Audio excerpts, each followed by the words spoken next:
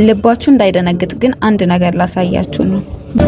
አንቺ የህመሜ ሐኪም አንቺ በጭንቅ የፈተንኩሽ። ይሄ አሁን አፓርትመንት ነው ቢባል ማን ያምናል?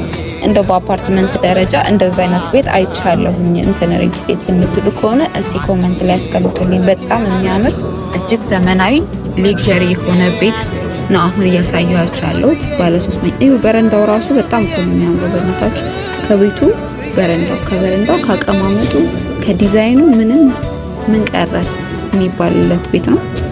አሁን በመቀጠል የምንሄደው ወደ ማስተር ቤድሩሙ ነው። ማስተር ቤድሩሙ ይዩት፣ ስፋቱ ብቻ በቂ ነው።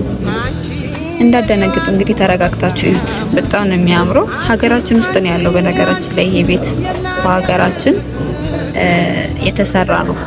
ይሄ ቤት ሲግናል ጋር ነው የሚገኘው፣ ሲግናል ድንበሯ ጋር ማለት ነው። ይሄ ማስተር ቤድሩሙ ነው። ቤቱ ራሱ ሄዳችሁ አትጨርሱትም። 290 ካሬ ነው። ይሄ መታጠቢያ ክፍሉ ነው የማስተር ቤድሩሙ ማለት ነው። ሻወር ሽንት ቤቱ ነው ይሄኛው። በመቀጠል የምንሄደው ቁምሳጥኑ ሊዩት። እንግዲህ በመቀጠል የምንሄደው ወደ ሁለተኛው መኝታ ክፍል ነው። ሁለተኛው መኝታ ክፍልን ሊዩት።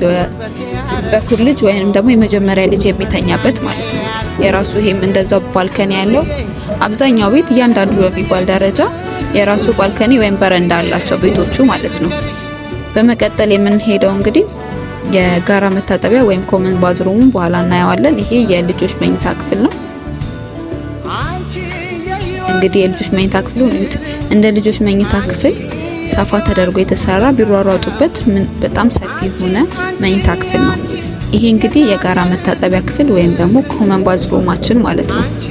የሁለቱ መኝታ ክፍልና እንግዳ ሲመጣ የሚጠቀሙበት ማለት ነው። እንግዲህ እንዳጠቃላይ ቤቱ ይሄንን ይመስላል። ይሄ የሚገኘው በሲግናል ድንበሯ ጋር ነው። ለበለጠ መረጃ ከታች ስልክ ቁጥር አስቀምጥላችኋለሁ። ደውሉልኝ። እኔ ቤዛ ነኝ። ቻው። አንቺ ክፉ ቀን መወጫ፣ አንቺ ጉልበቴ ያረኩሽ፣ መጽናኛ ያልኩሽ ብዬ የልቤን ልንገርሽ።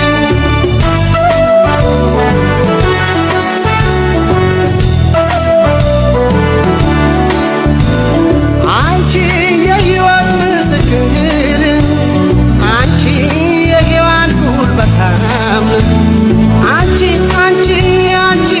የእናቴ ምትክ፣ አንቺ የደግነት ሀብታም